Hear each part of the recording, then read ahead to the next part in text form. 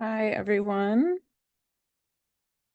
Okay, it's 11, but I think I'm gonna wait just a minute or two before getting started, just because I think some people are still rolling in. There's been a lot of people in the last couple minutes.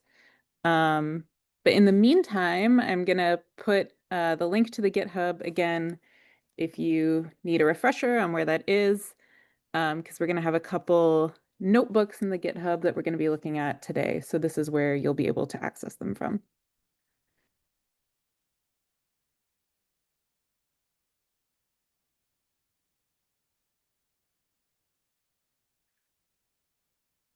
And let me also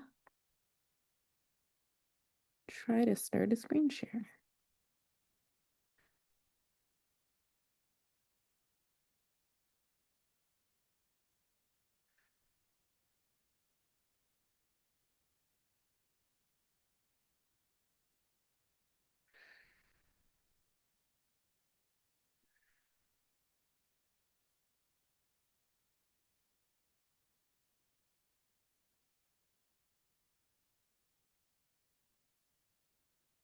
Okay.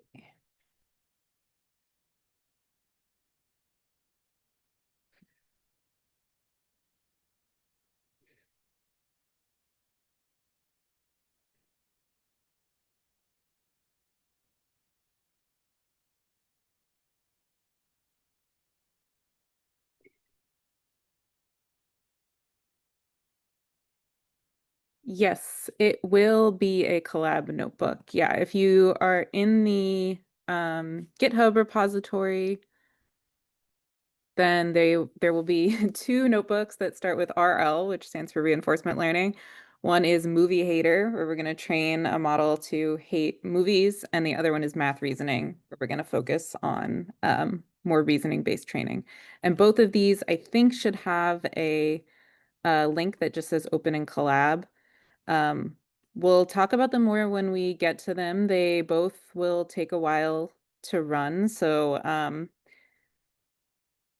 you feel free to run them in collab, but also the cells should already kind of have the output printed, and so they should be kind of also good to just read through instead of running yourself, because some of those cells will take quite a long time to do their thing.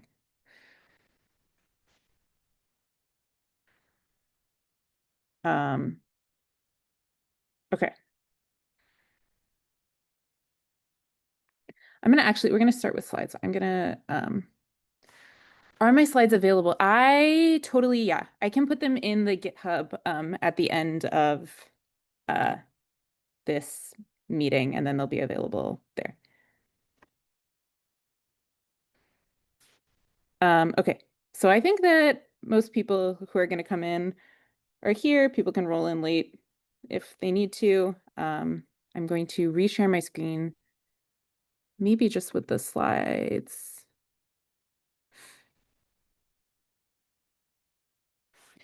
and go ahead and get started. Um, So, hi, I'm Abbie. I'm a postdoc at the Data Science Institute. I think that I was on for the first day of AI summer, and then I was out for a while, so I missed many of these sessions and didn't get the opportunity to sort of be online for those, but I was here for the most recent time. And today I'm going to talk to you all about reinforcement learning and kind of particularly with the lens of how it's going to apply to reasoning models. So earlier this week, I believe primarily on Monday, we talked about like what a reasoning model is, how the way that a reasoning model sort of approaches answering you is pretty different than how a standard model does, and that it's going to do this thinking process before it gives you its final answer. And reasoning models are super great at obviously kind of complex thinking tasks that have kind of logical steps. Um, but it turns out that the way that they are trained is also kind of pretty different than the way that another kind of standard LLM is trained.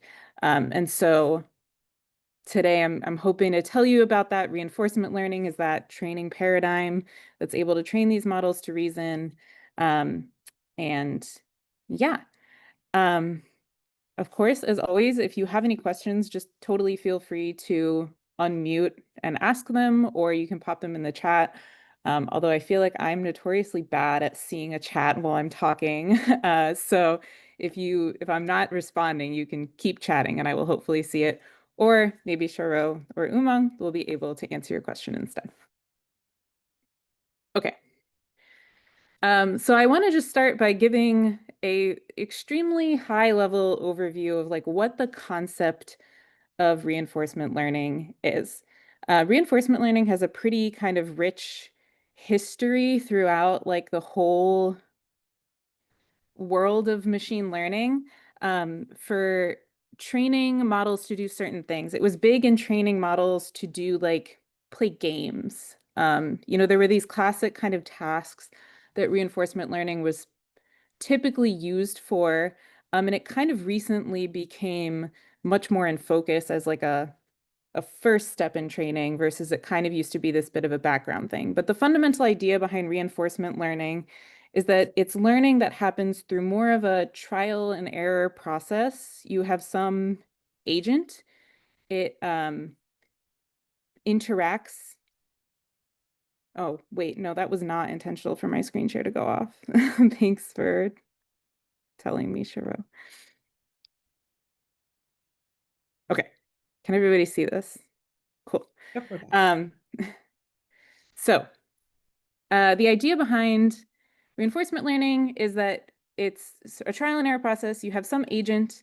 It's going to interact with an environment in some way, take an action in doing so, and then receive a reward if an action is positive. So this reward system is the entire kind of fundamental way that something learns, right? I think the classic example that makes the most sense in my mind is always like imagine a little like robot or a little like, rat or something like in a maze and it doesn't know where the end of the maze is, but that's its goal, right? Any direction you take through a maze, maybe that's closer or further from the exit, right? And so if you randomly take a step, you go further from the exit, or yeah, further from the exit, maybe you don't get a reward because that wasn't a good action to take. It doesn't get you closer to your goal. But if you take a step that gets you closer to the exit, you start going down the right path in the maze, you would receive just a reward for getting closer to your target. And so instead of kind of direct supervision where you can say really definitively, like, that was the correct thing that needed to happen here, you mostly say, like, was that overall a good behavior or not? And so reinforcement learning is a way of using that sort of this amorphous goodness in a way of still really training a model to do more good things. So it's super in focus now because of reasoning models. So up until kind of recently, the kind of training paradigm that you would most typically have for an LLM would look something like this. So mostly you would do supervised learning, kind of standard next token prediction learning that you might have heard about. And reinforcement learning was primarily this step that would happen at the end. So you do reinforcement learning. This was particularly reinforcement learning from human feedback, where basically people are looking at responses and saying, like, I like that one better. I don't like that one.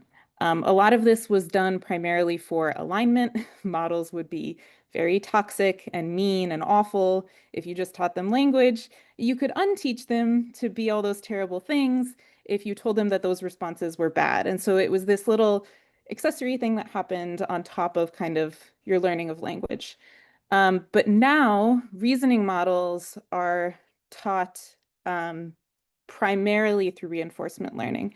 So still sometimes it's typical to go through a really short period of supervised fine tuning just so that they know language. But you really early on in the training process switch to reinforcement learning first.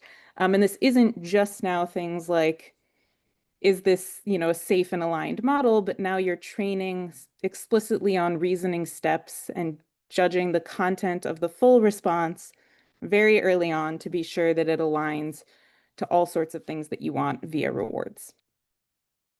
So a reasoning response that you get from a model, you've probably seen one. Typically, there'll be this thinking section, right, where it's doing some reasoning through. There's thoughts that are happening. Um, and then it'll give you a final answer after the fact, where it's sort of sometimes a summary or just after it's thought through all it needs to think through, the final answer is kind of what it's come up with. And so you can see that if you go to ChatGPT, right? I asked it about how many gumballs it thinks would fit inside of a basketball. I asked a reasoning model. For 12 seconds, it sits there and prints out all of this thinking. Here it actually also does some analysis by writing some Python. Um, but it's going to do all of this, and then understanding that I just probably want the answer, it will distill that down into this final thing where it says, these are the assumptions I made, this is the calculation I did, this is the final answer. So reasoning kind of very typically has these two steps in it. And why reinforcement learning is so good for reasoning, you could probably guess, because maybe the final answer, 550 gumballs, is right or wrong, and you can quantify it pretty easily.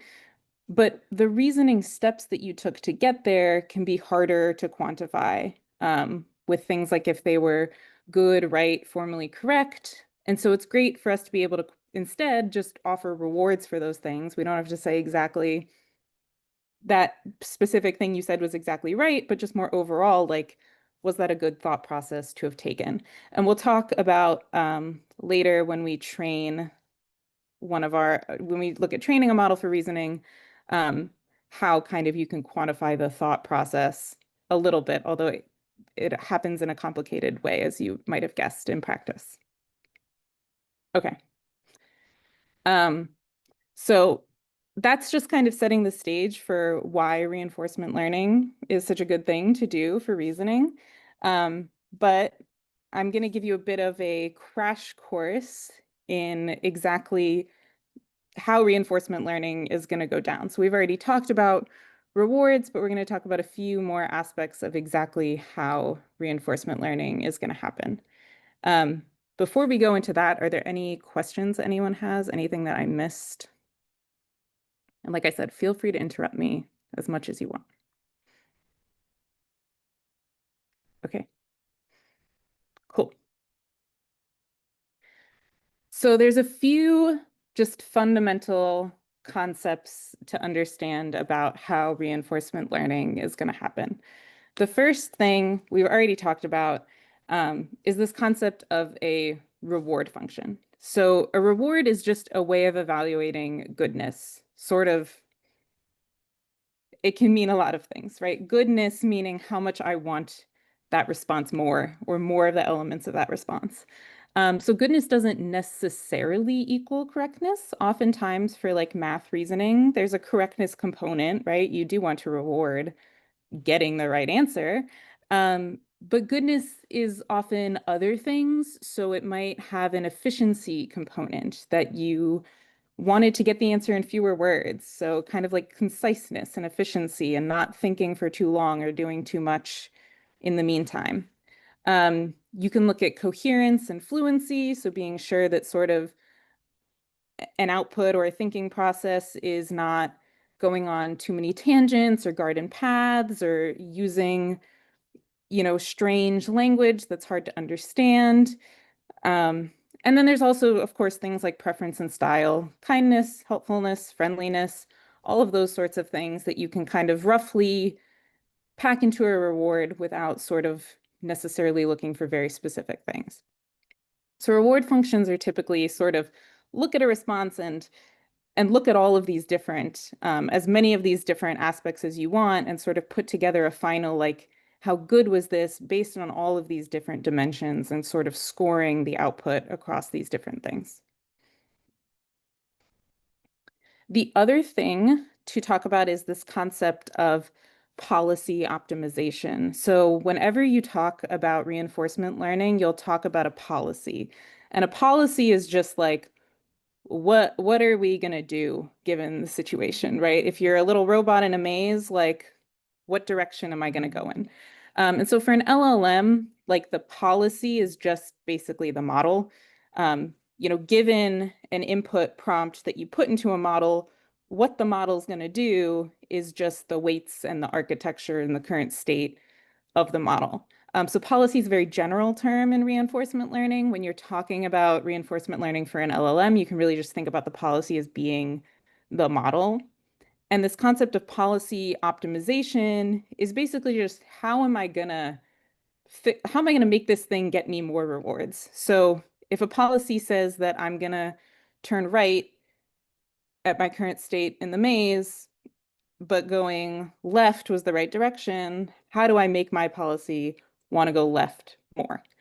Um, there are a lot of choices for policy optimization. So but all sort of policy optimization strategies, there's many that you might have heard of, but basically they just are saying like, how am I looking at what responses are better and then changing my model to make more of those? So just how am I going to fix this policy to earn more rewards in the future? And different policy optimization techniques will sort of differ in how exactly the model is updated and how the seeking of more rewards is going to be implemented, but that's the fundamental goal of all of them. And so today we are going to focus only on GRPO, which is a particular policy optimization strategy. As I said, there's lots of them. They sort of all have the same basic premise, but they differ in just like exactly how they update the model. But GRPO is a really popular one for the specific task of reasoning. And the fundamental idea behind GRPO, which stands for Group Relative Policy Optimization. So the group relative part is that at any given step, you're going to look at multiple different things that you could do from that point in time and score what was a better action relative to the group of actions that you could have done. And so you just take like, if I say, how many gumballs fit in a basketball? You look at a group of responses to that, and then you sort of score them relative to one another. So you ask, like, what is the best out of this group of responses? And then update the model according to that. So the reason, sort of, I think, the intuition behind why that particular strategy would be effective for reasoning is to think about it sort of like comparing different approaches to a problem, which kind of does align, I think, with how people would tend to do this. So if you imagine like, asking 50 people how many gumballs fit into a basketball, right? People will make different sets of assumptions about the size of gumballs, the size of basketballs. Maybe one person will estimate the basketball as a square and the other person will take the time to like actually look at it as a sphere. And you might say that one is better, right? Like looking at how all these people thought this problem through, I think that it's better to estimate the basketball as a sphere. It's too unsquare-like to say it's a square. And so you can kind of see how maybe a full reasoning pathway that can depend on these things is more easily quantified when you know what's better than the other, instead of having to look at an individual thing and say, how good is this overall? And so it's the fundamental idea behind GRPO is just that it's a particular strategy that has this nuance that it does this group comparison while it's finding the way to move forward. Okay, so overall, an RL training loop will proceed like this. You have the current version of a model, the current version of the policy, in this case, that's a model. And you want to see how good is it? Does it get a lot of rewards or do I need to update it to get more rewards? So you're going to just look at the things that the model in its current state would do, right? Maybe the model in its current state, maybe we're really early on in training. So the model in its current state, when it asks how many gumballs fit into a basketball, it just like spits out a number. It doesn't do any thinking at all. It doesn't do any reasoning. But maybe one, it like at least does a line of math and then it spits out a number. So you look at the possible landscape of options that your current model's producing and you say, how good is each of these, right? A little bit of math is the best of spitting out a bunch of random answers. So we say going to get the most reward out of our group. And then based on those rewards in the paths that the model is going to take at this step, we are just going to edit the model. So doing an update of all of the weights as we do when we're training a model to have a certain behavior that is going to give us more rewards. We want to encourage more thinking in later steps. And basically, you just do that over and over again. So hopefully the next time, now that I've updated my model to give me at least a little bit of math, more of my options in step 3, or more of my options in step 2, and therefore more rewards in step 3 are better because I've hopefully adjusted my model to want to go towards behaviors that I'm trying to optimize for. Okay.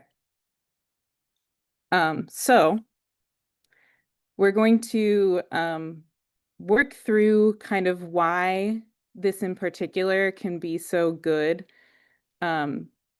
compared to, oh yeah, and we have a question. Is it doing backpropagation to adjust the model? Yeah, so reinforcement learning isn't necessarily fundamentally different from any other fine-tuning strategy in terms of how the model actually gets updated and that the literal weights are what has to be adjusted during training.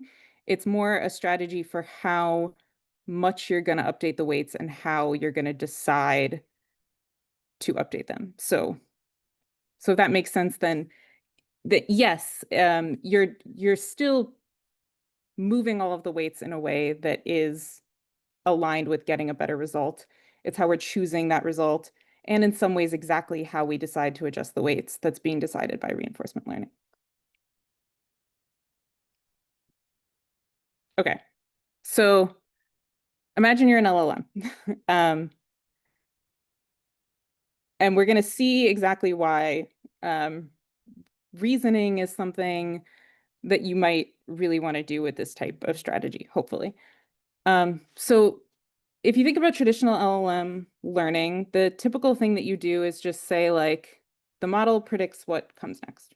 So I want to go to blank. And our data set has some words that follow this, and we ask our model to predict a word, and then we're going to say if it's right or not based on if the word it says matches the word that we had in our data set. So there's probably a lot of potential ways to end this sentence, right? I want to go to bed. I want to go to sleep. I want to go to the or see. That would continue the sentence, presumably. And probably all of those things would get pretty high probabilities because probably there's lots of instances in our data set where all of those things are the true next answer. That's all grammatically correct and common things that you would probably say.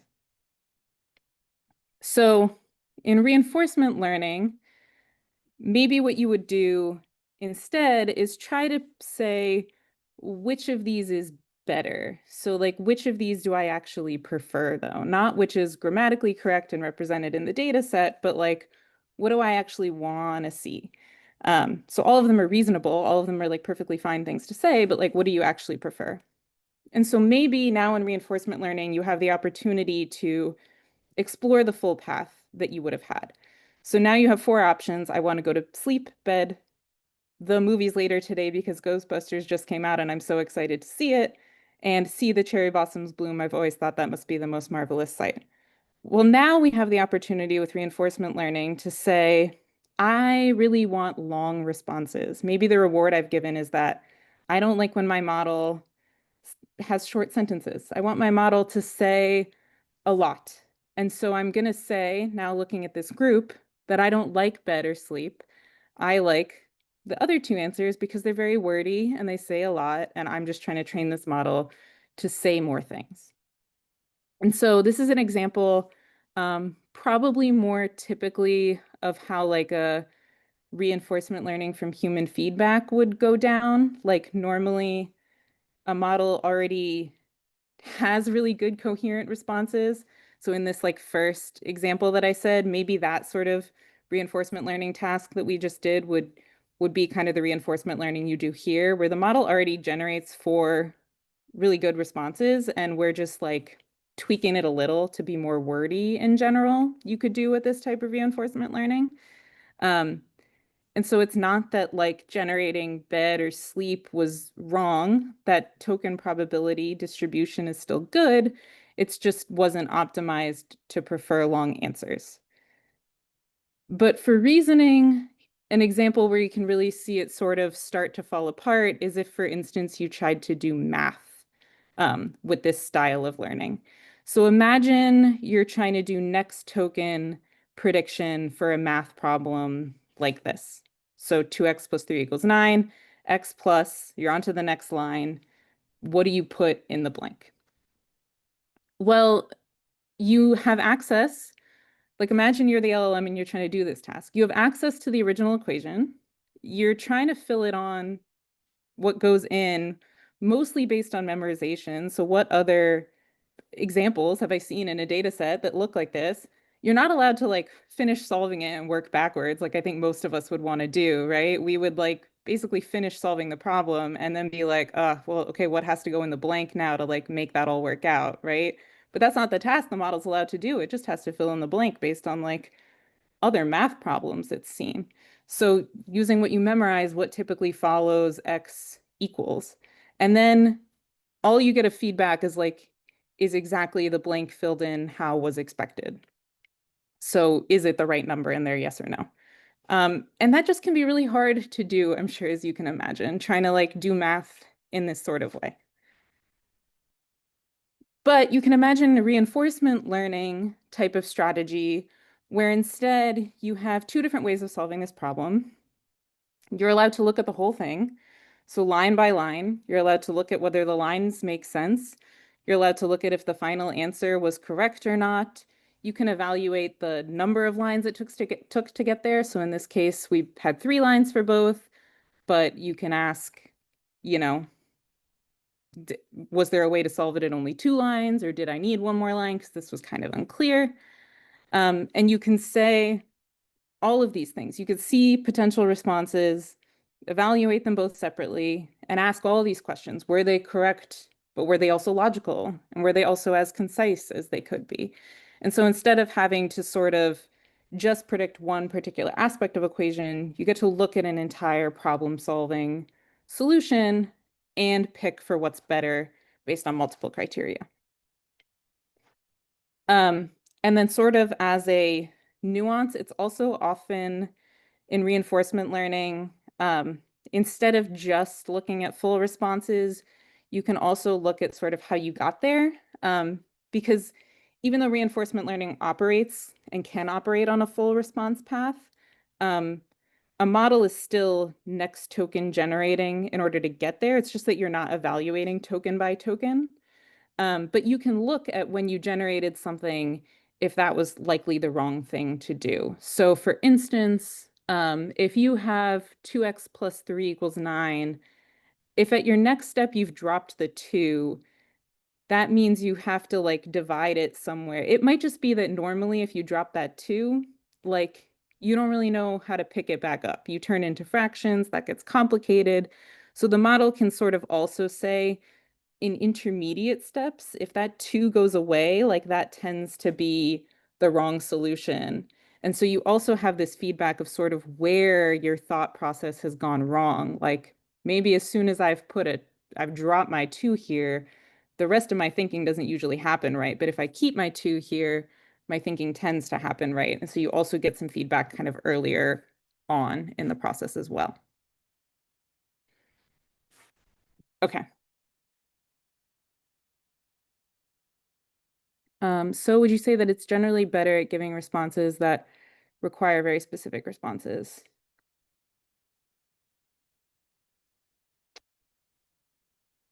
AG math direct functional question as the answer can be converged on from many roots. Let me think about this. Giving responses that require specific responses. So you mean like, yeah, generally better at solving a problem that requires correct intermediate steps. Is that what you mean? But like can still come from many different roots. I mean, I think, yeah, generally better than a traditionally trained LLM. I think that Um, yes, I mean, sort of the whole underlying premise of training for reasoning sort of is that type of thing, that there's lots of different problems that um, arriving at the right answer not only maybe can have different ways of approaching the problem, because you can still, through reinforcement learning, select for better ways of approaching the problem, but also that that it just requires logical thinking through of something. So, for instance, if you're outputting this, like putting a number here, doing this pathway and putting a number here, it's hard because it's not like necessarily incorrect. Like in an equation, like any number probably is a pretty good thing to put next in an equation. Um, so it's not even about necessarily that there's potentially different pathways. It's that if you want to evaluate that all of your thought process to get somewhere was also good, reinforcement learning is a much better candidate for that.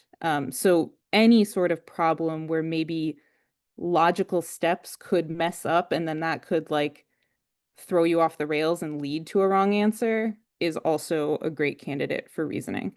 But typically in reasoning, you're not just making sure that you're getting to the right final answer. Also, you are like evaluating the whole pathway of getting there. So it causes both good thinking and both final answers, if that makes sense. And if that answers your question, feel free to rephrase it if it doesn't answer your question.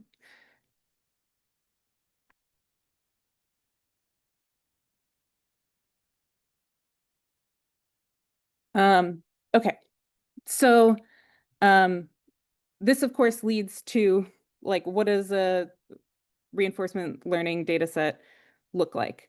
And so in particular, unlike, next token prediction, which basically just scrapes all the text that's possible, like that ever possibly exists off the whole internet and off of all novels and all text ever, and just tries to be sure that the training task is that you are matching what's in there. Um, Reinforcement learning has this opportunity to be much more like self-evaluating. So at any given step, you produce many possible next tokens, and then the reward model scores kind of overall the outputs of the model at any given step. So instead of only knowing whether your next token was right, you're able to sort of look at this holistic, and that in that way, a reinforcement learning model sort of generates a lot of its own data as you go. There's not necessarily a right answer for every single next token, but instead just sort of this thought process that then you can externally evaluate via the reward model. And from the very beginning, the reward model has the opportunity to optimize for whatever you put in there, all these things that you care about, so that every single step of the updates of the model and that generation are trying to be more correct, efficient, coherent.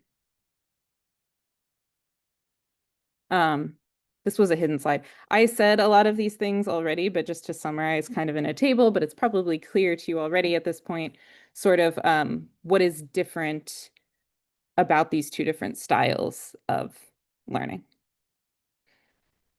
Okay, so that's all of the spiel that I'm going to give you before we actually look at in practice how you would do this type of thing. But does anybody have any sort of final questions about this?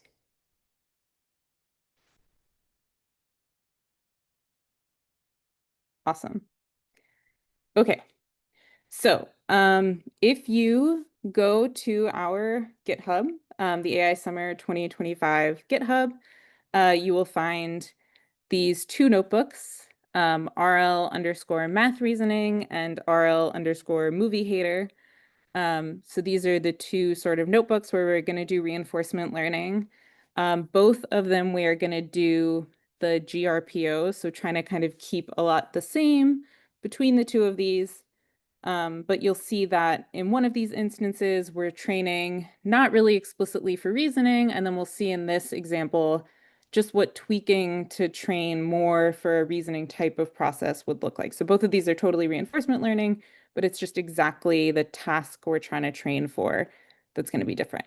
So we're going to start with RL Movie Hater, which if you click on should have this open in Collab link and you can open it in Google Collab. I think that when I ran this, this is the amount of time that it took. So this took me like 9 hours to run through the whole thing. And I have Colab Pro, so I requested like a pretty good GPU. So I recommend for now mostly just reading through it. Although if you do want to run through it, totally feel free. But before you start running through it, all of the cells will still have kind of their output printed out, so you can sort of read them now. But if you hit run, as soon as you run a cell, it like kills this output. It's like waiting for the new output to like overwrite that. So just be aware of that if you want to wait to start running the cells on your own um, before kind of reading through the whole thing. And I will also point out as we sort of talk through this notebook where you could, because if you want to, you can just use way less data. And then you might be able to actually get through training pretty quickly, but it's not like you'll train a particularly good model on a tiny amount of data. So, okay. So this notebook is going to cover training GPT-2. GPT-2 is a very small model, very old version of the GPT-4 and O3s that we all know and love now, although very different in kind of everything about it. But it's super, super small, which means that it's realistic to train it at all on a single GPU on Colab like we have. And in this particular notebook, we're going to train our model to hate movies. So we're going to ask it for its opinion about a movie. And what we want is for it to just be negative about any movie title you could give it. It's never seen a movie it's liked. Um, and so at the top of the notebook, we start with classic stuff. We're just installing, importing. These are specific versions that should mean that this runs kind of regardless of if you start new run or if all these packages update, they should default to these versions. All of these packages. TRL is the Hugging Face library for doing reinforcement learning, and it's amazing. And Transformers is also a Hugging Face library. Both of these libraries are so great, but they update them a lot. And when they update them, usually everything from previous versions breaks. So always good just in general when you're working with these packages to know exactly what version you have and don't change them because everything might break in future if you do. Another thing to note is that if you are running this yourself, if you go up here and you change your runtime type, you might want to see if you can change it to one of these GPU types in order to get it to run. I'm not sure that you'll have enough memory, maybe with our small data set, to run it without doing that.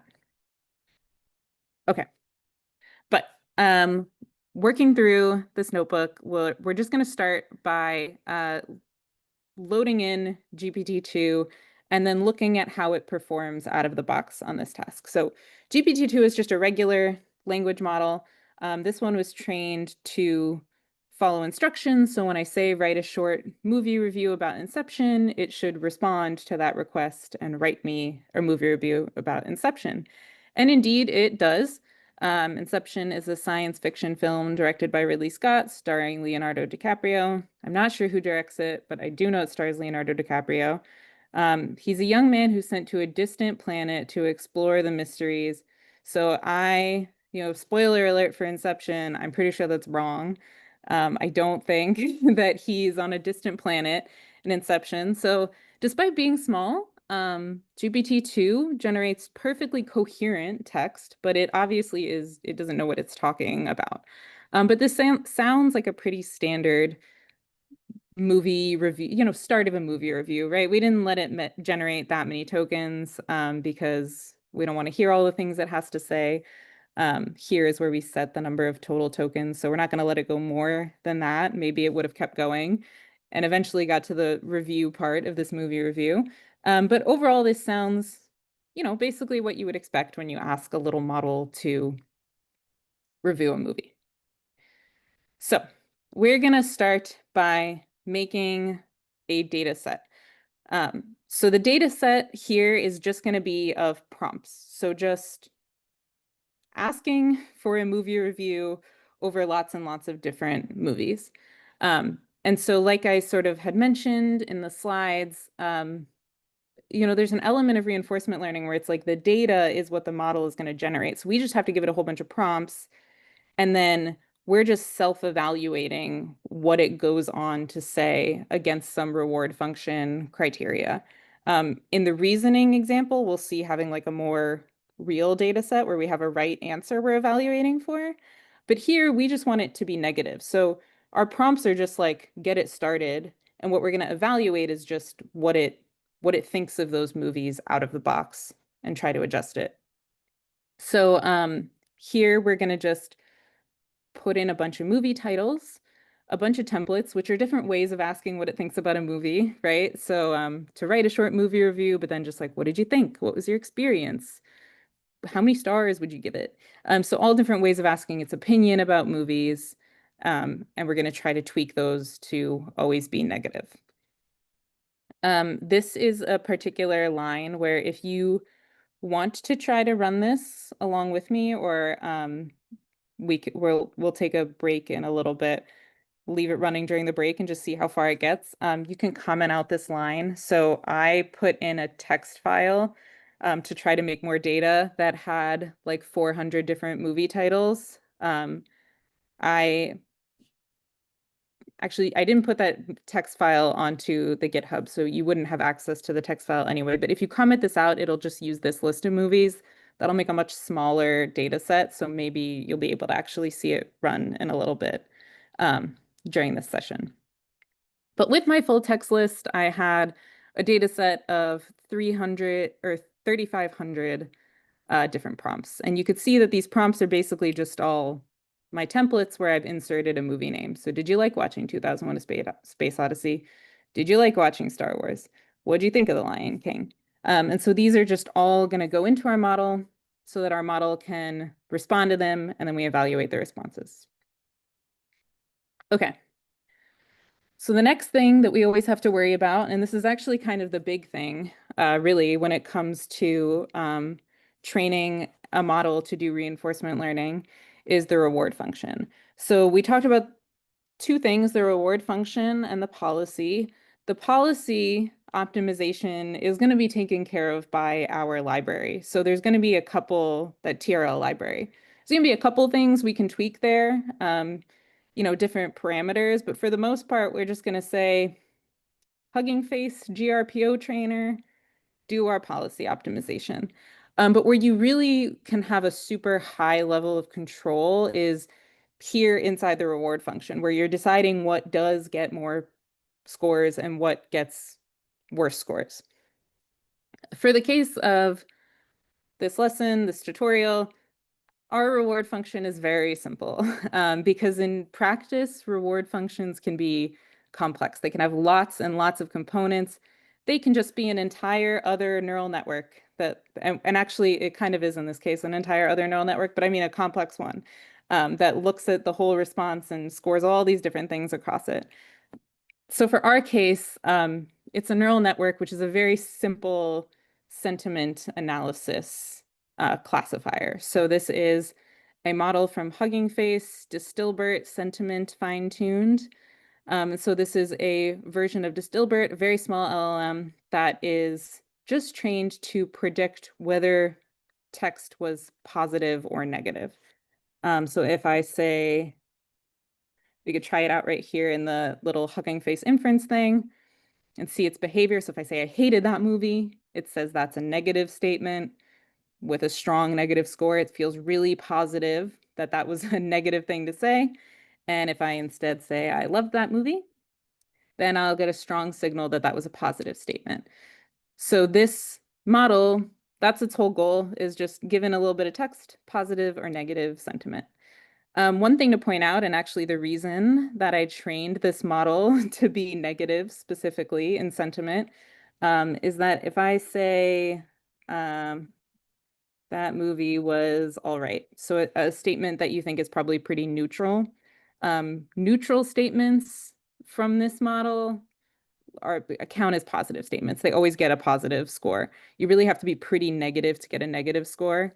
And so when we're setting up our reward function to give a positive reward for the behavior we want, a negative statement, um, if we had been training this model to be super positive, it would get a positive reward for both positive and totally neutral statements.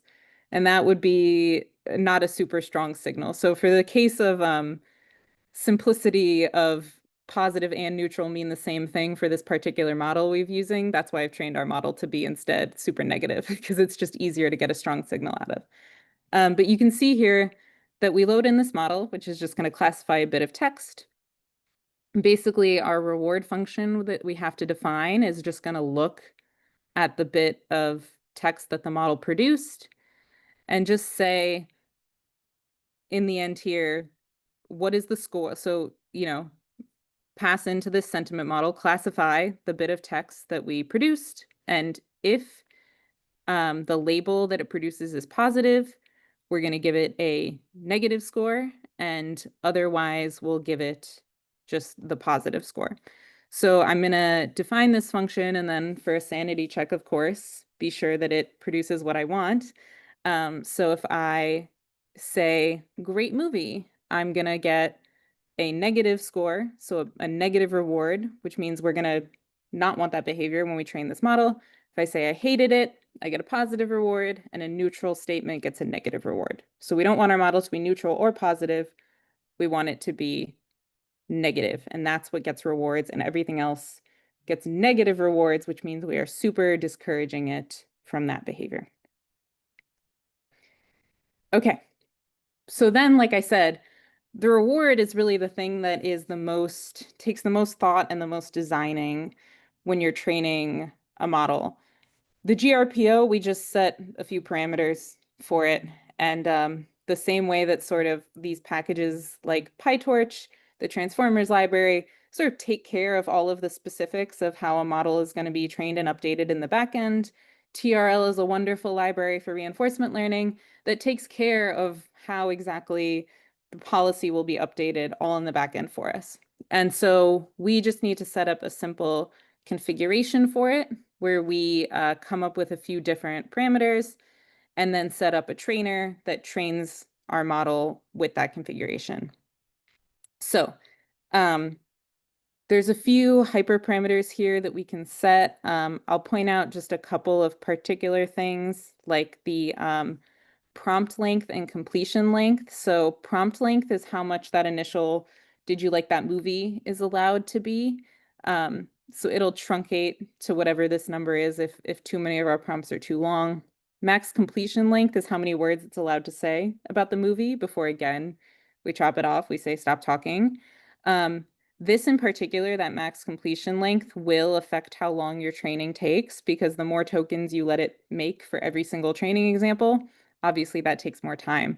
So if you want to really cut down, like movie reviews should be short anyway. You should know if it was going to be positive or negative, pretty quickly. So maybe you can cut this number down by like half or something to speed up training.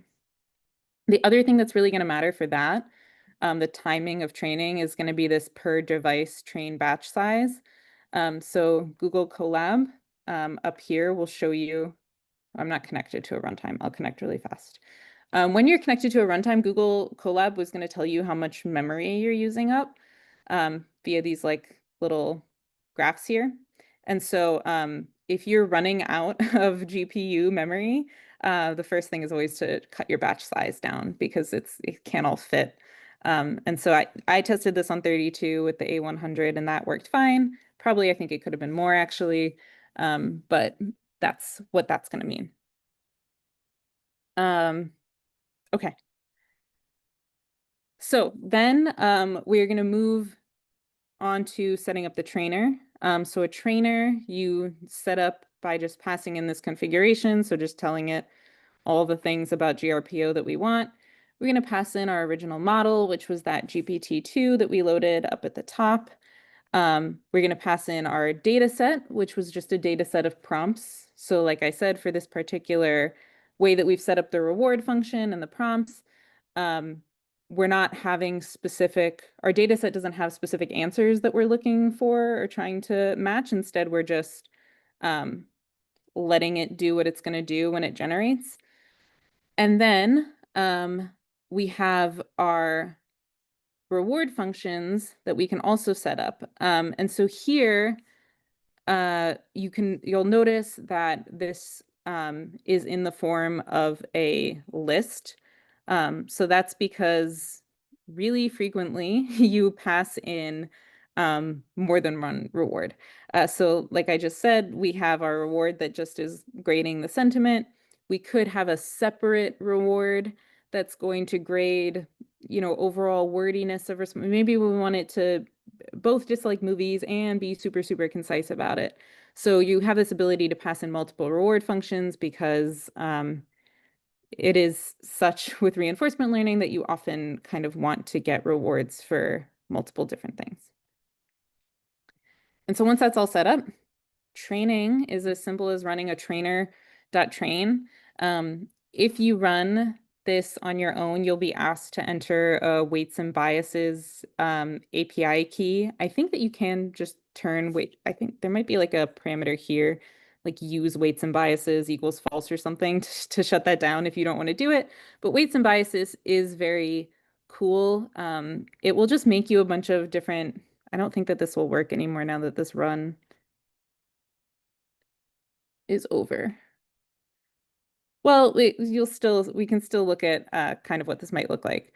So normally it will show you just all of these different diagnostics graphs, how your training is going, yeah, how much GPU memory you're using up, how overloaded is your system. So all of these great things that are telling you sort of how all of this is going down. So here, actually, we are able to see how these graphs look for training. So for example, we can see that our positive reward during training went up and then eventually did level off. So we probably could have cut the training earlier on. We had sort of maxed at how much reward we were getting. Um, but as you can see, we sort of can look at all of these different statistics of how our training is going while it's happening. And so weights and biases is really cool if you ever train models and you want to sort of see how it's doing real time in this sort of way.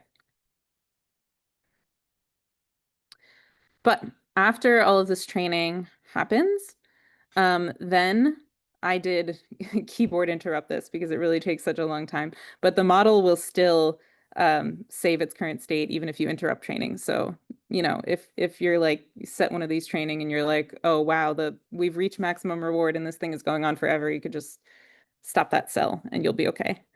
So here's a couple examples of how this particular training run did. So the first thing I'm going to do is ask the off-the-shelf model to answer this question, write a short movie review about The Ring.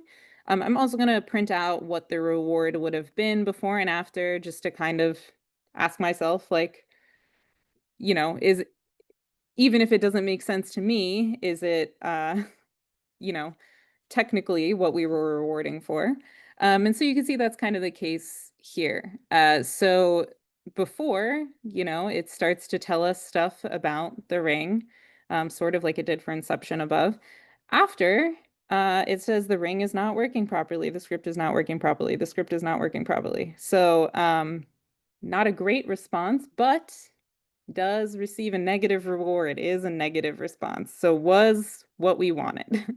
And you can see if you do the same thing for Sharknado, before we try to actually talk about the movie, after the shark is not working properly, the file is not working properly. So just a few things to point out about these responses. Number one, reward hacking definitely totally happened here because our reward was not particularly good. And overall sentiment is like the easiest thing in the world to hack because like just the word not basically makes that sentiment thing give a negative reward, right? So you don't have to do very much. You don't have to write anything coherent or good to get a negative reward out of that model. And so probably what it learned is that like the phrase not working is really all it needed to do to get a negative reward. And so just throw that in there no matter what I ask about. Um, and that's really part of why choosing a good reward function is like the whole art of reinforcement learning. Making sure that you reward for all the things that you want, that it's really hard to game your reward function. Um, and in practice, as I sort of said, they're often much, much more complex than something like just sentiment. So sentiment might be part of it. I mean, if you want to train a negative model, like you are going to have to evaluate sentiment somewhere in there. But you probably also want to evaluate stuff like repetitiveness. That'd be a good thing to, you know, give bad rewards for. Um, Coherence, like complete sentences, maybe like real references to the movies you're talking about. I guess these were complete sentences. But all of those things would be things that you might want to consider rewarding to be sure that your answer kind of covers the full scope of things that you're interested in. Um, and Of course, there's other factors at play here too. We trained on really not a lot of data, and we did a full fine tuning, which is going to kind of train the model's weights significantly. And so it's kind of more susceptible to sort of totally derailing its existing behavior, which was at least on theme about the movie into like repeating itself. We'll talk about techniques on Monday. Actually, I'll be talking to you about techniques on Monday that are not full fine tuning that can sort of mean you're a little more resilient to stuff like this when you're training, especially on a really small data set. But for now, I mean, we did get those good rewards. So the model did do what we asked it to. Okay. Um, I think we have another, oh, in the GRPO, sorry if you're not seeing your question. In the GRPO fit config, did you set those parameters or were those default? So I set many of those. So the ones that I pointed out in particular, the batch size and all of that, the learning rate, which is kind of the stability of how training will happen. Um, those I set in particular to match the compute that I had access to. So being on just one single GPU means you have to be sure that batch size is kind of limited. I think that some of those have default values that would have been slightly different. And then I think that some of those you have to set a value for, but I will check on that during the break and be sure that I'm not wrong. But I don't know that it lets you just like not give a batch size. Like some you might have to go in and like say something for, or it won't just let it be default. But most of those that are labeled in there, I did specifically kind of tweak for this particular tutorial. Okay. Well then, I say we take I guess it'll be 11-minute break now and come back at 12:10. And then we'll walk through how sort of this notebook would be different in the case of training actually for reasoning. So this was reinforcement learning, of course, but nothing about sentiment training is reasoning. But we'll see what it would look like for an actual kind of more reasoning task after the break. So I will see you all at 12:10.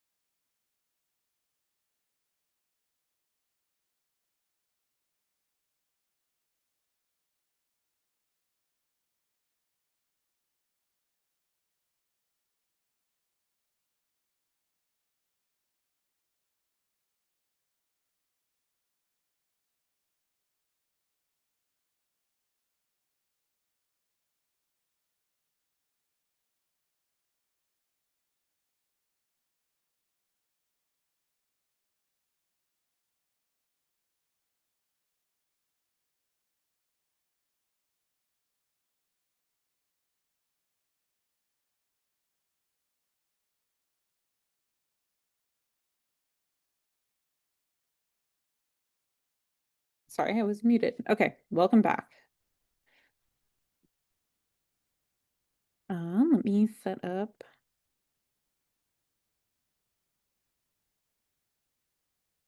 my screen share again. Okay. So before we jump into the next notebook, um, this was going to be a bit of wrap up, but I think that just before going through a whole new notebook, because we talked at the end of the previous notebook about kind of this challenge in using reinforcement learning that can have to do with reward hacking. And so I thought I would just bring up a couple of the other sort of potential drawbacks, considerations when you're doing this type of training that sort of are most common. So one other one that I think we've also kind of touched on is this idea of computational cost. That sort of as we were doing this training, I said so many times that it's going to take a super long time to run and you shouldn't run this code on your own right now and all of that. Um, and it is a big factor in considering doing reinforcement learning that the computational cost can be a lot higher, in particular because of this needing to simulate responses. That's a lot of generations for one of these models, and then to have to simulate potential responses and then sort of evaluate them relative to one another. That can be an issue. Another potential issue is this idea of sparse rewards delaying feedback. So the idea here that you might sort of be able to, again, sort of preempt just thinking about like what our reward functions are. Um, it can be really hard for the model to know how to give you the reward that you want. So in particular, if your reward, like, let's say that I really wanted the model to produce the word anti-disestablishmentarianism. Like some insane long, like it's never going to produce that word probably on its own. It can be really hard to ever get it to get a reward if the behavior that you wanted it to do is pretty like sparse in the natural space. And so like this model is going to produce probably millions of responses before it ever produces the word I'm looking for and gets the reward and knows that that's how it has to move. And so it can be another big challenge in designing your reward function to be sure that some of your responses will get rewards, right? And so that you know how to kind of maneuver to what you really want. Um, and so then, of course, that sort of is also aligned with this first idea of exploration problems, that especially if you don't so it is possible to do reinforcement learning from the very beginning and skip any sort of supervised learning to teach kind of language structure. And I think, in fact, I think that DeepSeek R0, the sort of baseline DeepSeek, was trained this way, that reinforcement learning was 100% of the training.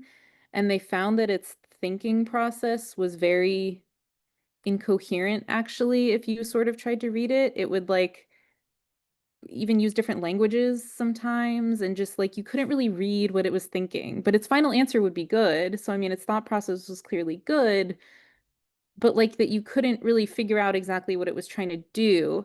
Um, that can sort of lead to this idea of that if there's a lot to sort of explore, you might just be trying totally random things early on, really inefficient reasoning paths or sort of things that don't make a lot of sense. And if you're not explicitly optimizing for some sort of sensible, narrowing the space of exploration, it can be a lot of exploring and kind of go off on a lot of different paths before you sort of narrow down into the space that you want to be in. Um, like I said, I think that to some degree, just that little bit of supervised fine tuning kind of helps with this, but it's still just sort of a consideration. Again, that depends on exactly what you want your model to produce, how much exploration it's going to have to do to find that little pocket of space that you actually want it to produce um, your responses in. Okay. Um, so yeah, just thought I'd talk about that because we had been talking about the concept of reward hacking.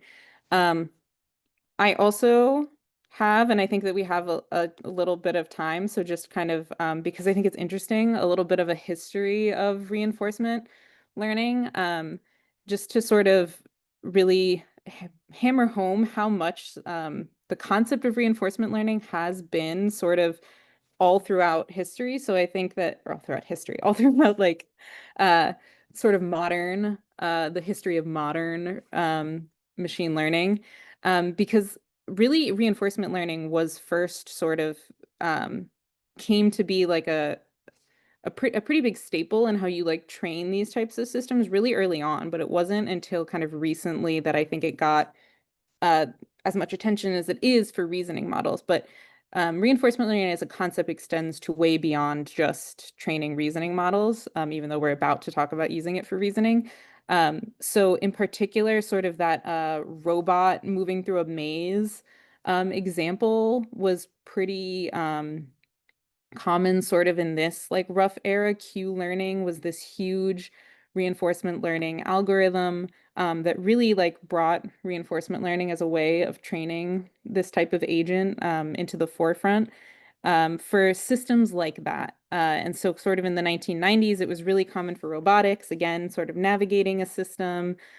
Game playing AI is probably where you would have heard about this kind of pre-reasoning models. So deep reinforcement learning for things like um, playing games, playing chess. AlphaGo was using reinforcement learning.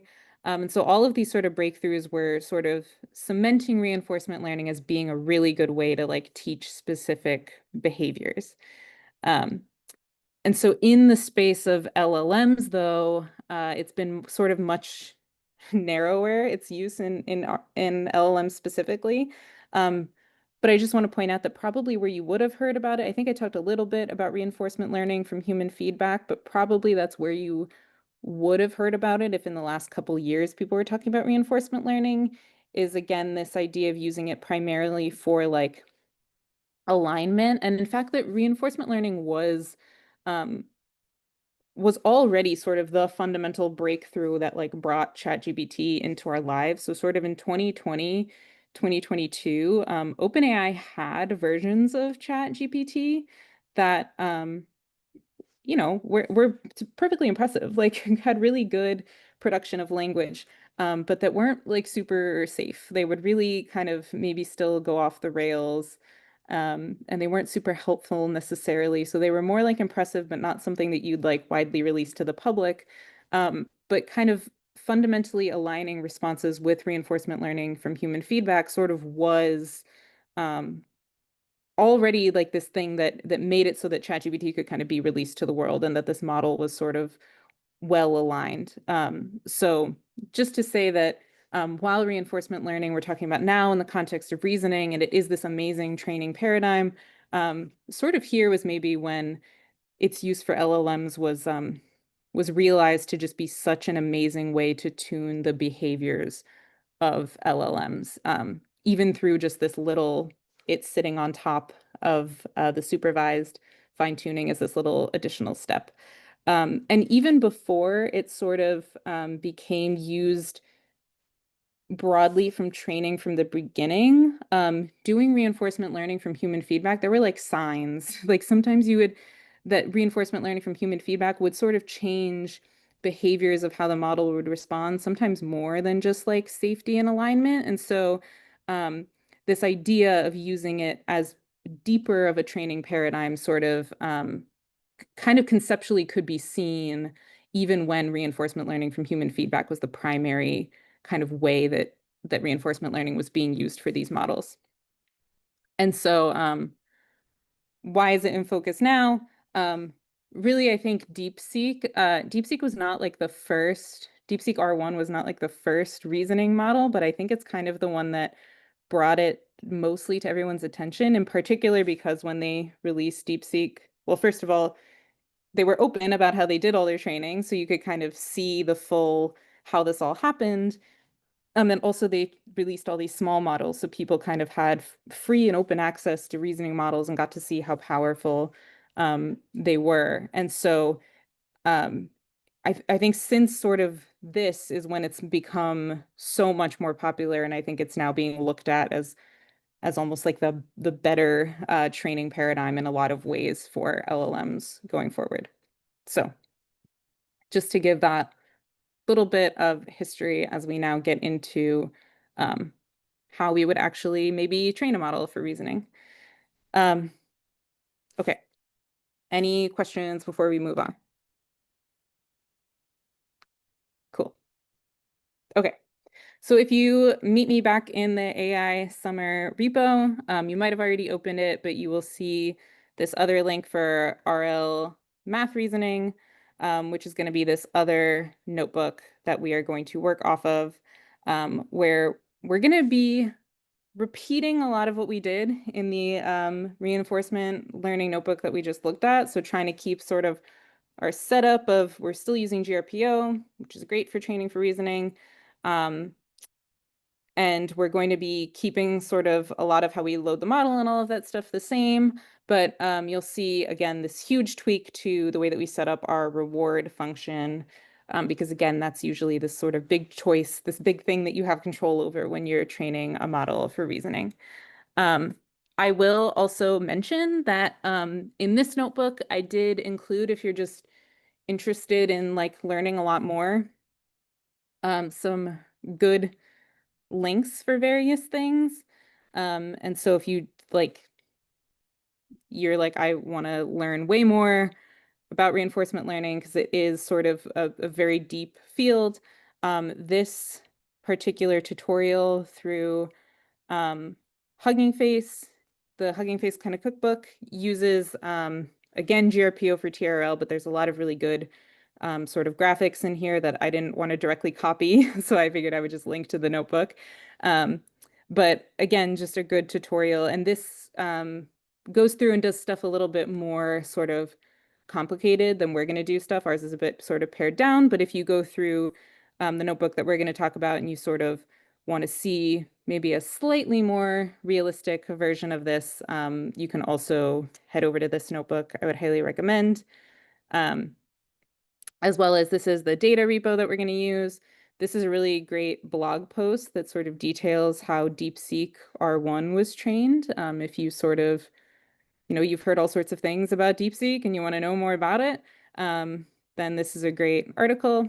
And then I will also just shamelessly link that I have made a reinforcement learning tutorial that focuses on PPO, which is a different policy optimization technique and really deeply goes into that. So a little bit different, but again, like if you're like, I want to know way more about reinforcement learning, I will point you there. I made it, so I of course think it's good.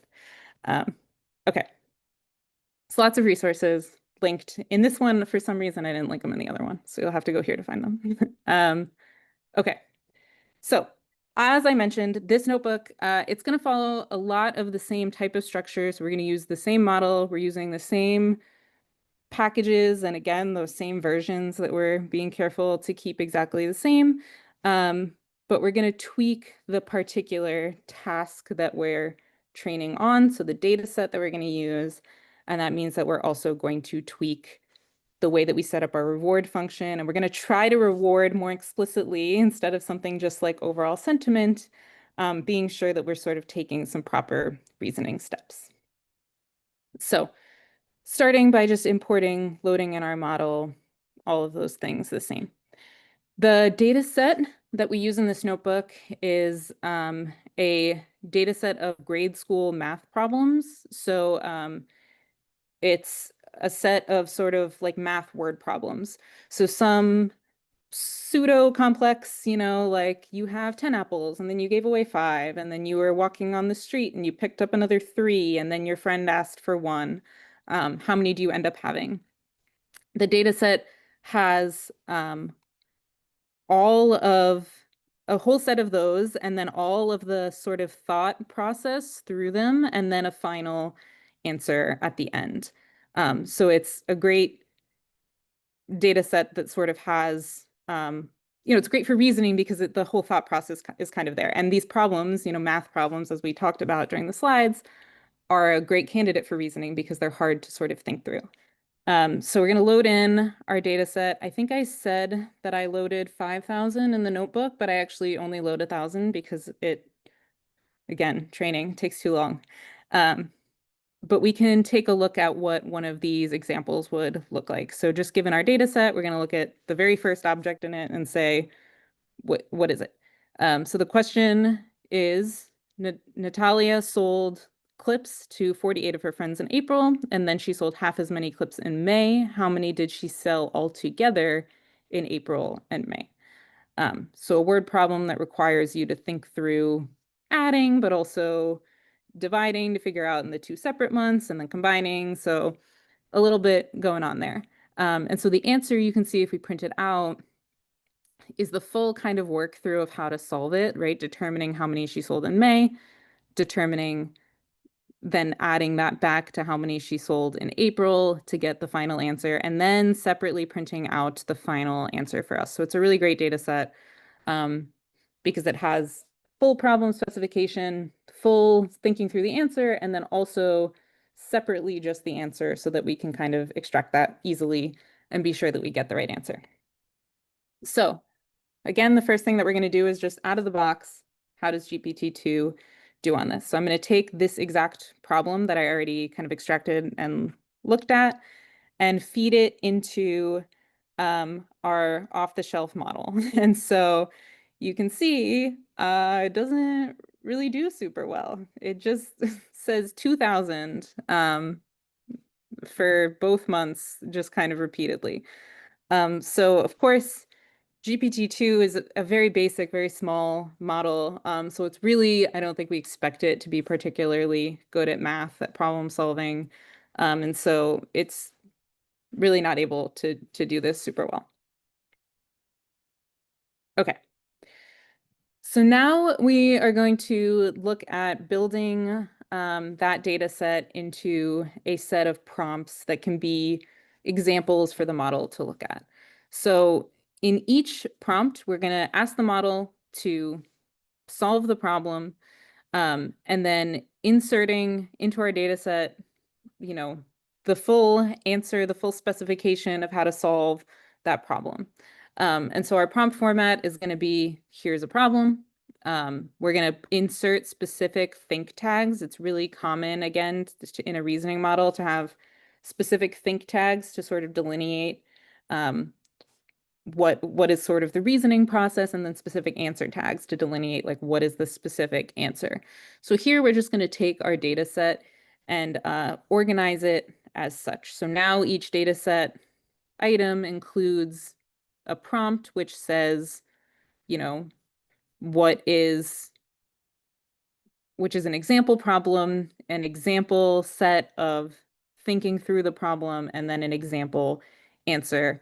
And then we're going to extract the final answer also because we're going to want to compare that via our reward function later. So this is just basically a reorganization of what we had raw in our data set in a way that the model is going to just know what think tags are supposed to mean, because we do want to show it that thought process should exist explicitly in between those think tags. Okay. So the fun part, of course, is designing this reward function. So for our reward function, we want to know that we get the right answer, right? So these are math problems. So of course, you want a strong reward for getting the math problem right. But we also want some semblance of that we were right along the way. And there's a lot of complex ways that you could design checking that a math reasoning process was right. We're going to pick a simple one, which is just line by line. So all of our example problems are sort of like this, where it thinks through the problem sort of in lines. So um, Natalia sold this, and then the next line is, so she sold this, and then the final line is the answer. So we have these sort of line by line solutions. So we're going to assume that our model is going to want to also do line by line, or if it doesn't want to, it'll be encouraged by this reward function, where we're going to just verify that each line is mathematically accurate. So if it does 2 + 2 = 5, it's not going to get a reward because we're just going to say that that line in isolation was not accurate. That's bad thinking.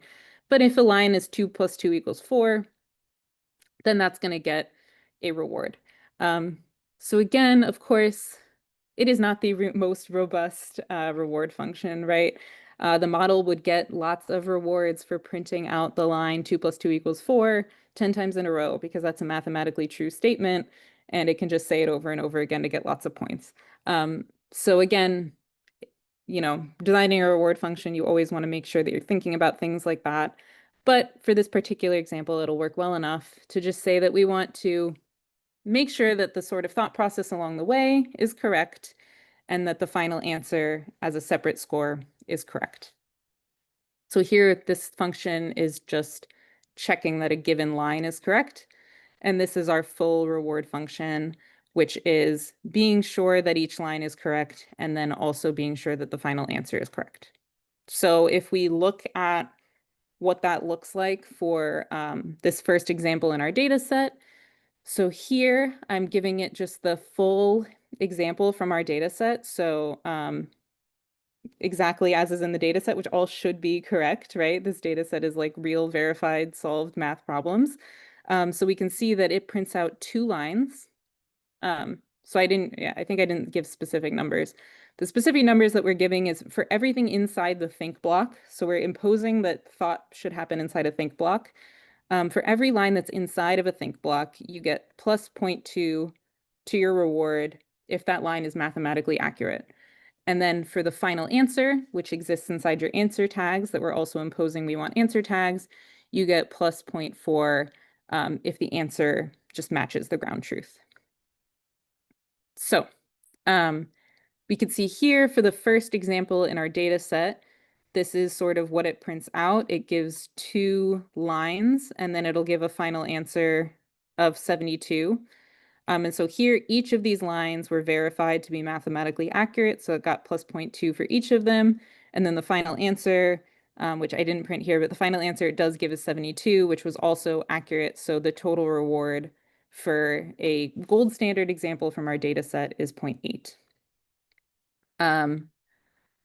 And then for an example where we just add 10 to the final answer, right? We say, we know we want the final answer to not match, so we can be sure that this works also when the final answer is not correct.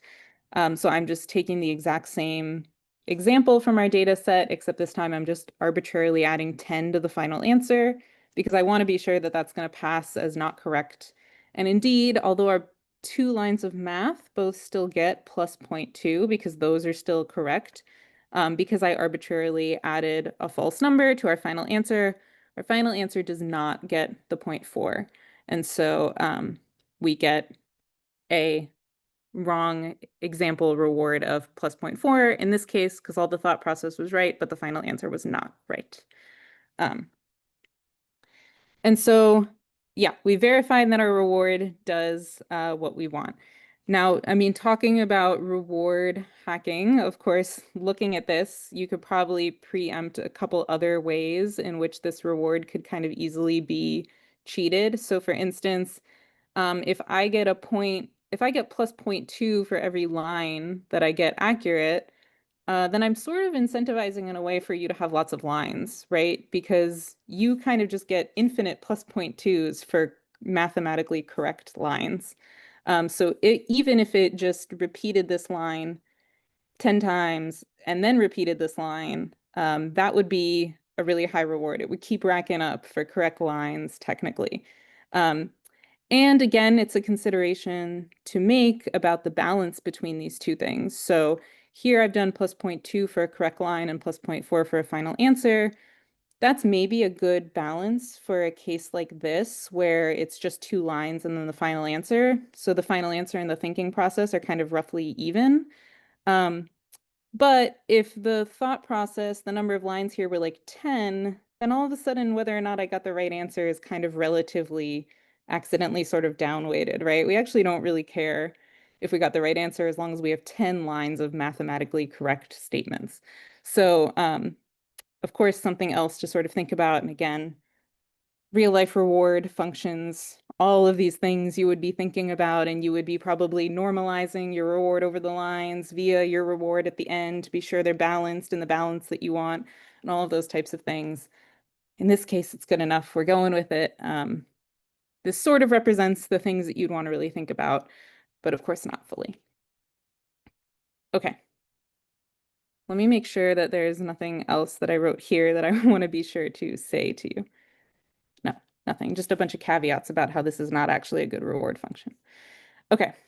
So the next thing we have to do is set up that GRPO configuration. And so, as I said, setting up the GRPO is actually like the most straightforward part. You don't have to worry that much about it. In fact, I think almost all of the um, parameters here are nearly the same, if not exactly the same as they were in the previous notebook.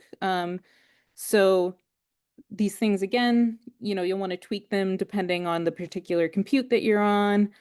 Sometimes like the learning rate or this beta, which is just a parameter of how the GRPO kind of learns, you'll need to tweak. But in general, a lot of these have to do with kind of the compute that you're working with. And so this is what worked for me. And then again, setting up our trainer is just a matter of passing the model, the config, the data set. This is our reward function now. We have reduced it to one, but we could have had many. And then the tokenizer, which just tells it what it's supposed to do with words because it's a model and models don't know what to do with words super well. Can I punish it for bad reasoning, wrong answer? Yes, totally. And actually in our movie hater, we did that, right? Where we had a +1 if you're right and a -1 if you're wrong. Negative rewards are totally a thing and they're in general really good to use. Or especially getting like a symmetric type of reward, right? So if you're going to get +1 for being right, you maybe want to get -1 for being wrong. So negative rewards are totally used and are a great way to do this. Yeah. What is usually used to prevent the model from? So it depends, but a lot of times you put something. So a lot of times the reward model is a lot more complicated than a simple little function like we've done. It's a full model that's been trained on what good responses are. And so it sort of understands in this more abstract kind of way than being this like infinite set of criteria.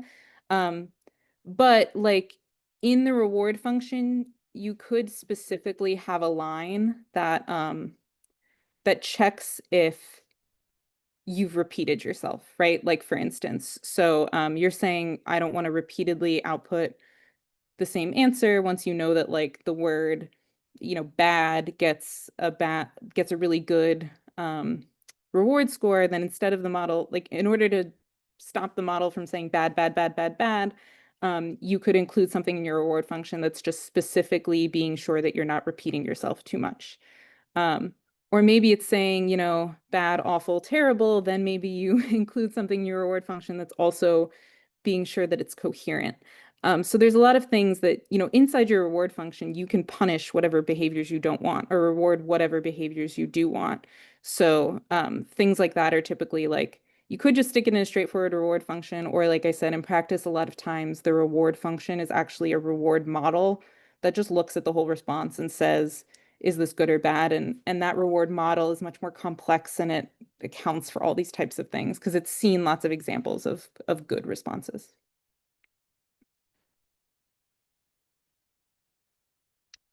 Can you explain more why you'd want the rewards punishments to be symmetric? Clinical decision making. Um, yeah, I mean, they don't in practice need to be symmetric. I think that it's very common that they are, but it actually is sort of it can be a deep nuance. Like in PPO in particular, the reward update gets like clipped in a way that negative rewards will actually go kind of unclipped and positive rewards will get clipped. So positive rewards will max out and negative rewards like won't have to max out in the same way. So it's not necessarily it's not something that like needs to be true that rewards are symmetric. In general, I think you want to avoid having like gigantic rewards, just because like that can make updates really unstable. Like you don't want a reward to be so huge that the model swings too much to cater to that behavior, um, because it had this huge negative reward and maybe it was just a fluke or like the behavior wasn't actually that bad. Um, but yeah, I mean, you can scale, you have some option in your design to sort of scale your rewards in accordance to how bad they are. So I guess to your point of like clinical decision making or something where like you really, really want to deter away from a behavior, you can make a really high negative reward for a specific behavior that like you know you never, never, never want to see, just to try to like be sure to really push that away as far as possible. Okay. Um, Yeah. So then we have set up our whole configuration. Again, like I said, I kept a lot of this sort of the same as in our previous example. And then we set this training. And so this one, I don't know if this one finished training. This one was taking a really, really long time, because there's just a lot in the data set, and it was a large number of examples. So I think that I ended up, in this version of my notebook, which is not the one that's on the GitHub right now, getting some training completed. I think I still stopped it short. You could see that the loss is coming down, which means like it is training, although again, this wasn't that many examples and it wasn't a perfect reward function. So it's hard to say we have necessarily perfect responses here. And so here's an example of sort of how this training before and after happened. And so the model, this is going back to our sold 48 clips example. And so the model off of the shelf just said April 1, 2, 3, 4, 5, 6. And our after, we don't seem to arrive at the right answer. It just repeats she sold half as many clips in April and May. I feel like maybe we're more approaching the reasoning here over here, but I think that it is actually really hard to say in this example, because we used really not a lot of data and not a great reward. And so if you wanted to on your own time, and actually I might try this because but I'm running out of compute. But if you wanted to try to up that number by a lot and then see if you could edit the reward function to be a little bit harder to game and then set this going, I would be super interested if anybody got this to produce like actual real reasoning, because it is really hard to train reasoning into one of these models, especially just on super low data. But especially after the Monday class, when we talk about doing this, which also includes PEFT, that will super speed up the training of this. And so maybe then you could start to actually see some good results in a reasonable time frame, not sitting there and waiting 12 hours for your code to run and using up all of your compute. Um, okay. So yeah, I cut the training short, and also we don't have a great response. We maybe approach reasoning, but I can't say we're really doing anything super special here. We can try, actually, I think this is still, oh, we're disconnected. I was going to try a different example to see if it's just as bad on the other ones, but it probably would be. Um, so again, we didn't exactly get at the right answer, but we had not a lot of data. We had not a great reward. It's kind of what we expect. And so just to sort of, uh, consider other things that are used in real reward. So our rewards are really simple, checking for just like correctness of individual lines and final answers. For example, DeepSeek R1 used a lot more than just checking for correctness. So these were some of the things that I was able to find between their like paper documentation, GitHubs, all of that, that explains sort of some of the things that they had rewards for. So one was an answer, trying to see if you have a fully correct answer and full explanation. They also had specific formatting rewards, which you could probably pretty easily implement into this code, explicitly wanting to check for think tags. So we a little bit implicitly did that by only giving rewards to lines that were between think tags to begin with, right? So that does encourage the model to make think tags, but you might want to very specifically encourage it to only put reasoning in between thinking tags by specifically giving rewards for correct formatting. Um, Constraint rewards, so that would be sort of along the lines of what we were talking about with if you're solving math by repeating lines over and over again. So in DeepSeek, they, for instance, had specific rewards that are sure that numbers in the original problem aren't being used repeatedly because that would be a really inefficient way of problem solving. And also just some things for language and fluency, because again, like we were saying, you do, of course, always want your thinking to be sort of coherent. And all of these components, again, like here, where you could just arbitrarily make like 10 different reward functions and pass them all in, right? All of these different components can be used to score your reward and getting in and be put in there.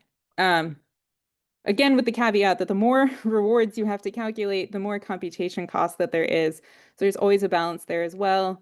With if you have a super hard reward to calculate, you have to go through all of these checks, and for every single response, you have 20 different checks. You do start to really run up your computation costs of just literally evaluating how good your response is.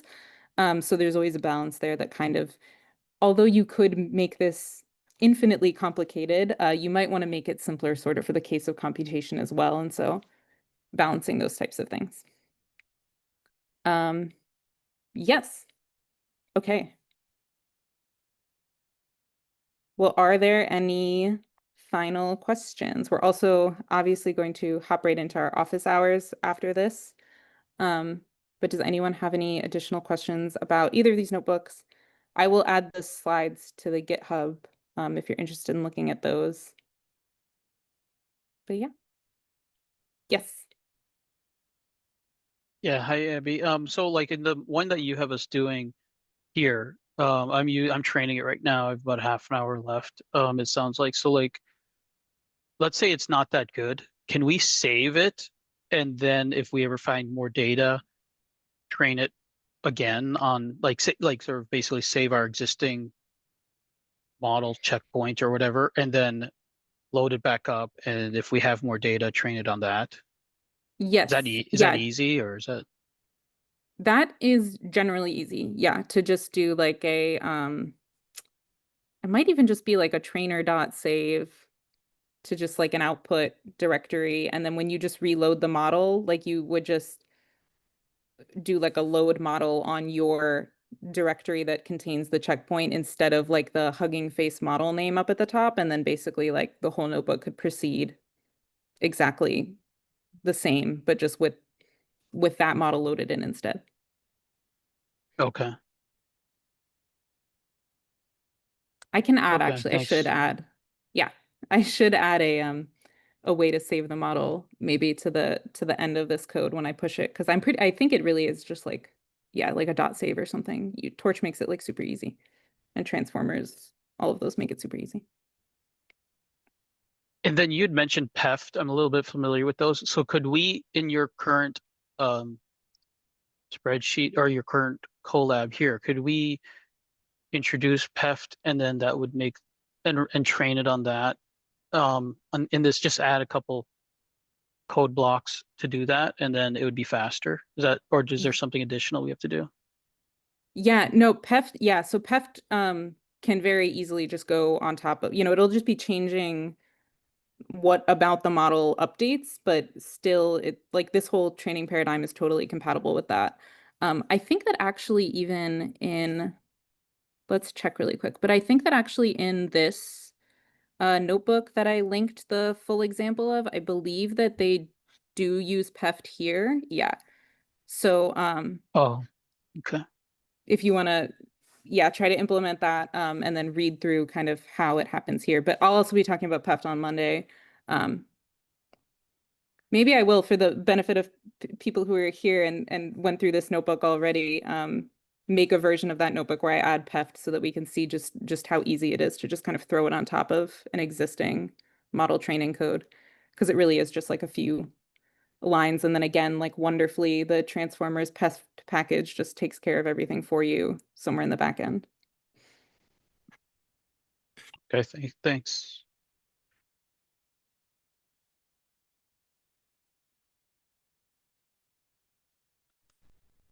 Okay, any other questions? Yeah.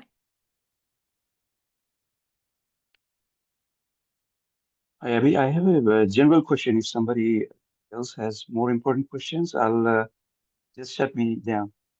So two-pronged question. One is you have been mentioning that there's this resource constraint, in individual computer. It's almost impossible to train because of the RAM and GPU constraint.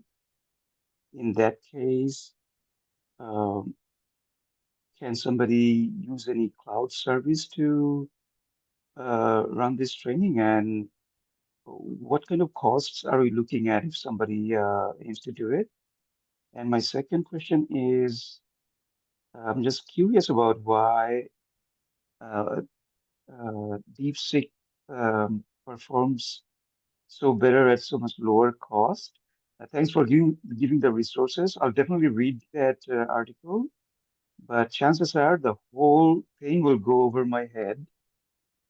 Uh, and that's why I'm curious to ask you, just taking me as a very dumb 12-year-old or something, if I asked you to explain to me why did DeepSeek do so much better than, say, GPT, uh, if you could explain to me in layman's word, maybe in 1 or 2 minutes, if possible. Yeah, so well, with regards to I'll start with your first question. But I am gonna wonder on your first question if I could potentially pass it off to Umang or Shiro, like if one of you would know. I so yeah, training time of one of these models is a big consideration. As we sort of talked about, like something like PEFT would bring it down tremendously, and especially like GPT-2 is a tiny model, so especially for something like that, um, there are like between those techniques and having access to not like amazing compute, but just a bit of time, it's totally reasonable to train. I don't really know because I just use our Vanderbilt compute when I need to turn to training something a bit heftier. So I don't really know about services or what approximate costs would be of a service. I don't know if either of you two know, Shiro or Umang, if that's something you have experience with, but I don't think that I could even hazard a number guess. I can help with this a little bit. So if you so it depends exactly what you're trying to do. If you're trying to train from scratch, it's going to be some dollars and cents. It's going to be a lot. But if you're trying to fine tune, so if you have like your own examples, like Abbie was talking about, then the way to find out how much it's going to cost is to just go to OpenAI. Like, so if you're trying to train like a model like through OpenAI or through Anthropic, you can go to their website and see what the cost is to fine tune their models, and then you just like calculate based on it. So, we were looking at it a little bit earlier today, and for some of the smaller models, of course, it's like a reasonable kind of cost, like 20 cents in for a million tokens and then 40 cents out for a million tokens, like that kind of thing. But for the reasoning models, I'm not even sure if they have the ability to train those yet, but that would be something that's coming. And you can also see that the price increases based on the model and its size and complexity of what you're trying to do. So you can get those, like you can think about those estimates more based on like the data that you have, the size of it that you have, and then the model that you're trying to train. And again, some of those fine tuning costs are on the websites of the providers that you're looking for. Um, and then to answer your question about DeepSeek, I again feel free to jump in, Shiro or Umang, if I say anything that is not to your knowledge. To my knowledge, I think it's primarily that the model is quite a bit smaller than what like O3 is. And I think a big part of that was that they trained based on O3's reasoning, right? So they didn't have to do as much of the heavy lifting and the legwork. They basically just stole O3's reasoning and tried to reproduce it, which is called model distillation, which is a extremely popular technique for making a smaller model be as good as a bigger model. I think they also quantized it kind of heavily, which means like basically chopping off the ends of all the numbers of the weights so that they fit smaller into memory, which also just makes it much smaller and faster to run. So I think a lot of the like the speed and efficiency and cost come from that. Um, yeah, I don't know if there's any other factors. I mean, I don't know exactly how it's hosted, but I think that it's maybe just also hosted by multiple people or in kind of a distributed way, like because it was fully open source, multiple teams and platforms can like host it instead of OpenAI having it all sit in their like server room. So I think there are a few nuanced factors like that, but I think it is primarily that it just literally was a much smaller model because they got to train based off of an existing reasoning model, which of course there's a whole lawsuit about now, but it worked. So Makes sense. I saw a cartoon picture that DeepSeek, a guy called um, GPT, is fishing from a big river and collecting the fish in a bucket.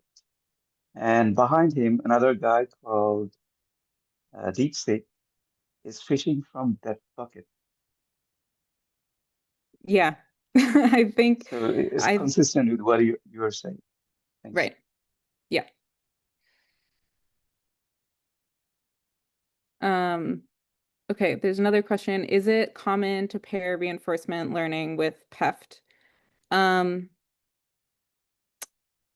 I think y yes. I mean, I think it's as common to pair reinforcement learning with PEFT as it is to use PEFT for any use case. So we'll talk more about it on Monday, but PEFT is really something that you use when you want to do some extra tuning to a model, but you know a lot of what the model's already doing is good and you can keep it kind of as it is. And so if your reinforcement learning case was sort of also alongside that, also within those sort of assumptions, then it's a great thing to pair together. And if your reinforcement learning case you thought would be more extreme for some reason, you would maybe not want to associate those two things. So um, yeah, the decision to use PEFT or not is sort of separate. And if it was the case that you wanted to use PEFT, then it totally is compatible with reinforcement learning if you want it to be.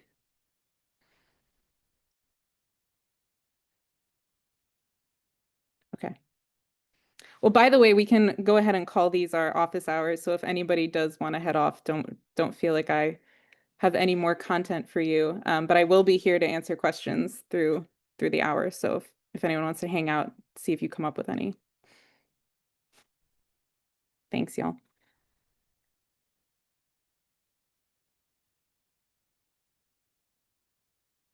This is office hours itself. What? Yeah, our office hours are now from 1 to 2, so they can be from now till 2. So where's the link to office hours? They're just right here. Yeah, so just if you have any. Yeah, so yeah, so yeah, I have I have a question though. So all right, so all right, so like is there so is AI equals robotics? Um, I think there's a lot of overlap in like techniques that have been applied between the two fields, but I think that like now, I think the modern view on AI is that it sits pretty separately from robotics and they can be integrated into one system, but like AI exists as its own thing. Like, ChatGPT is AI, but there's no thing that I think really any roboticist would need to kind of care about there. So I think that they have a lot of similar roots, and reinforcement learning like is a field of machine learning and AI that kind of had its roots more tied in robotics applications, but I think they also solidly exist in their own place. Okay, thank you. Yeah, of course. Bye. Hey guys, I guess it's just the three of us.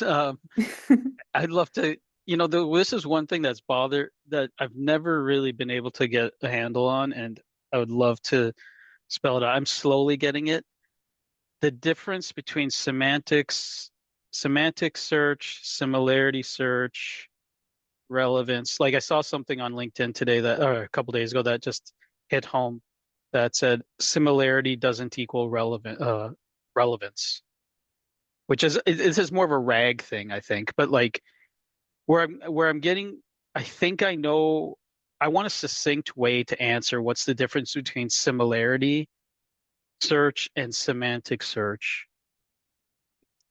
And then I guess more generally, I get the idea that similarity doesn't equal relevance, but doesn't necessarily equal relevance.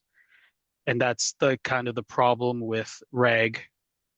Let's just say, I believe traditional RAG, in that it just grabs whatever's, cosine similarity or whatnot, but it may be, yeah, not the best choice. Which I know there's tons of techniques, but I kind of want to this is like I just need a very good like 5-minute discussion on how to think of it, similarity versus semantics. I think Umang, you're probably better equipped to. Umang will be talking all about RAG next week Yeah, give also, me so I 1 think. second. I'm gonna move to Okay. a room where people aren't talking near me. Yeah, so I would agree that similarity and semantics are a little bit different. That is kind of the like biggest pitfall of RAG, is where you do like a cosine search, and they are like the cosine similarity is close enough that a chunk gets pulled in, but it might not be entirely relevant, which is why you can still see hallucination in a RAG like system, because it's pulling like similar enough text where it's like, okay, fine, there might be like, if it's a document about, climate change